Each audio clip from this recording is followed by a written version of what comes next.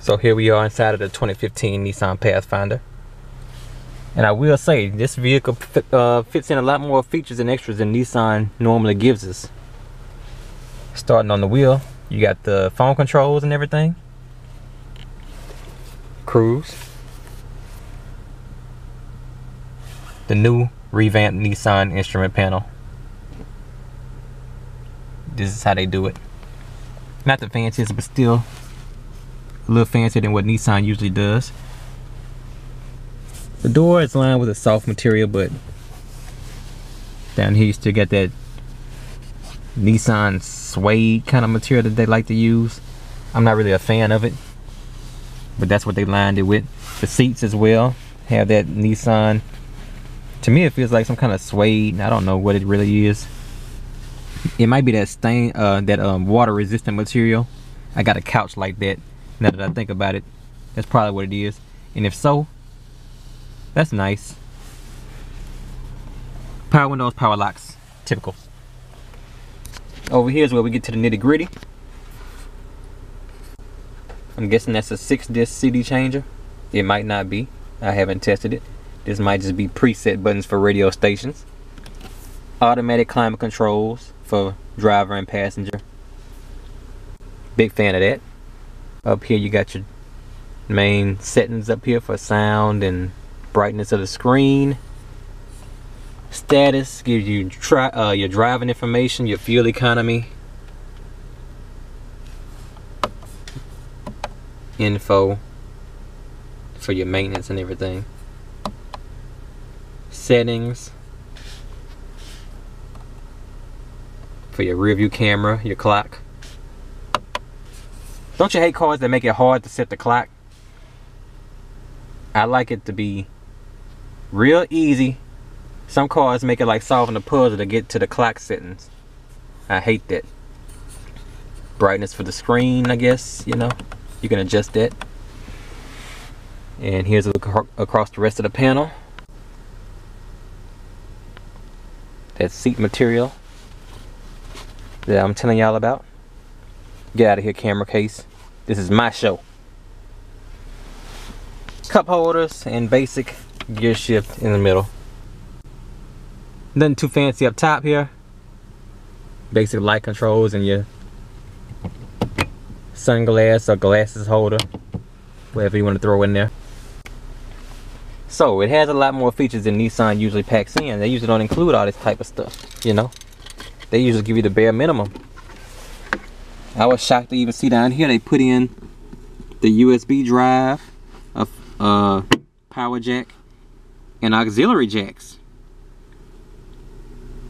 And I still haven't found out why they throw those in. Can you play a portable DVD player? Let me know in the comments if you tried this. When they put in those auxiliary jacks, can you play a DVD, for example, through that screen up there? What exactly is that for? Maybe I have to test it myself one day or just look it up. A simple Google search would do it. I'll probably do that after I shoot this video, now that I think about it. Even still, with all this technology that they included, all the extras that are nice, it's something about this screen that still gives me that outdated feel to the way it looks. Maybe it's that drab blue and gray color scheme with the boring font. You know, GMC and Dodge, they make their screens look a little more fancy than that. But this just, I don't know, it kind of throws off the whole rest of the vehicle. Maybe if it had better color scheme, and I don't know, that's just a personal nitpick, I'm sure. And it's got that ugly yellow thrown in too.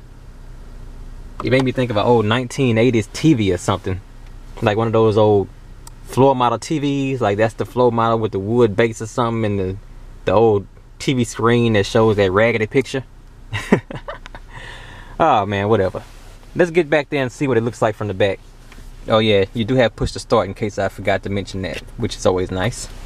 Let me hop out and hop back in and get at y'all one more again. Crazy leg room. More leg room than that Durango. And the overall frame is smaller than the Durango. But once again, you got that Nissan old school feel back here. You got your climate controls for the rear passengers, but this screen Reminds me of an old calculator. You know, that green tone. I guess you don't really need nothing fancy back here, but it's kind of strange. It just feels like it's modern and old at the same time with certain designs they made on it. But the leg room is great. Cup holders back here for the middle row, and of course you get that third row with the Pathfinder.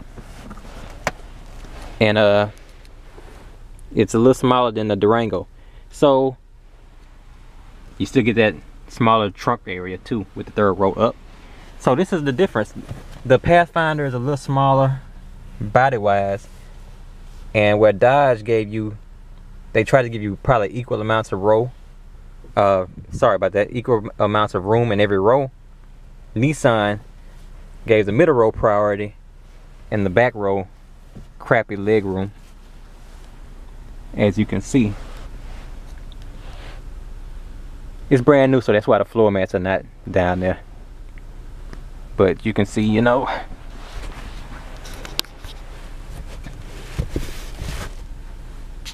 the leg room is pretty bad, so you want to put small people back there. So this is what we're looking at, and here's the center console shot.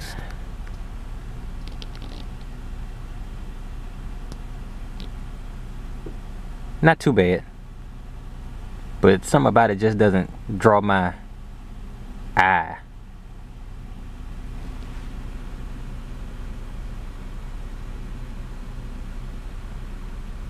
But hey, it's up to you. What you think about that look? Look at the back compartment with the seats up, the third row. Like I said, not much room when you lift that up, when you lift those seats up. You got a compartment down here with some kind of murder weapon. Now I'm sure you use that for something, but hey, I don't know what. I don't drive SUVs like that, and I've never seen a piece like that inside of an SUV in the ones I do drive. Oh well. So here's the outer body shot. I'm not a fan of the way it looks. Something about it a little too, how can I put it, too many sharp angles, too many sharp edges, I think, for my taste.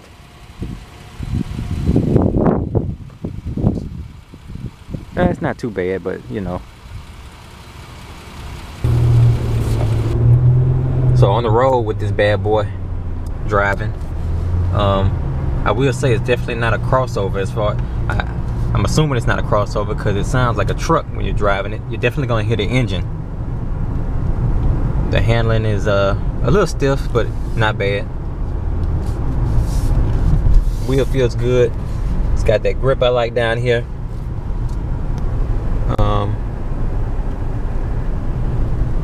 Visibility is nice. I will say that got something rattling around in the back there. Might be a book. Sometimes they throw an instruction book in the back. But you hear that engine? This is a different camera than I'm used to, so hopefully it's picking up the sound as good as my other camera. Sounds like a big truck when it gets up to speed. But acceleration is not bad. Good, I was hoping that car wouldn't go this way so I could really get on this road here. I want y'all to listen.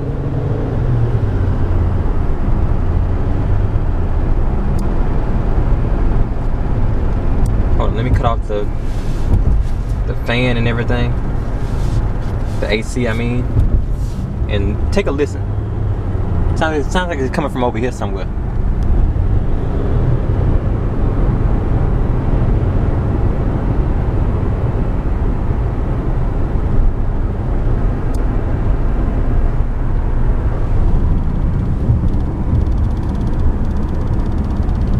You hear that rattle? You hear that? You might not be able to hear it, but you know, I noticed quite a few of these 3-row larger SUVs suffer from that problem, that SUV rattle, and I don't know what it is. Maybe it's that seat belt.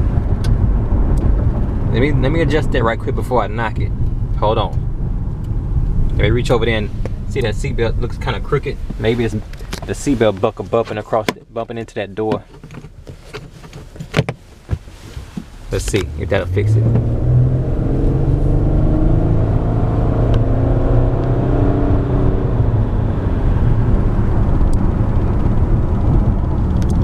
No, it's still rattling. That would drive me insane. If I wanted to drive without the radio and I had to listen to that rattling the whole time, that's not good, Nissan. But it's not just you. A lot of these 3-row SUVs had that problem. I don't know what it is exactly that makes that rattling noise. Maybe it's that belt back there bumping against something. But it's a problem with these SUVs in this size range with the 3rd row that I'm noticing, and I particularly don't like it. I don't even know if the camera will pick that sound up, but yeah, it's like a vibrating noise as I go over road bumps that I'm not a fan of. And I don't think you'll be a fan of it. But other than that, you know, the ride is good. It handles the bumps fine. It's just a little louder on the engine because it's not a crossover vehicle. It's a dedicated SUV. So I'm sure you'll burn more gas, like I'm doing right now. Got that mug on E. Anyway, let me stop and fill up and give my opinion. Moment of truth. Average guy car view score. Taking into consideration the look of it and that rattle, that's gonna knock some score points off as far as I'm concerned. I mean, I gotta commend Nissan for stepping it up on the bells and whistles. But it's kind of like it's got kind of an outdated feel to me, even though this is a brand new refresh. I don't really like the screen, which comes with a rear view camera, by the way. It's a real drab and cheap screen. They skimped on that screen. That's my biggest gripe about it. And the leg room in the back row is so bad, it's not really worth it. But it's there if you absolutely need it. With that being said, it still rides pretty smooth. It's got enough tech in it for me to not bash them, you know. So I would give it a 3.5 out of 5. Not my favorite, but if I had to get one, I'd take it and be satisfied with it. So that's my review. The 2015 Nissan Pathfinder gets a 3.5 out of 5. I think if Nissan makes just a couple more tweaks, they'll improve it even more. But it's way better than the previous generation. Average Car View guys signing out. And I'll catch y'all on the next one.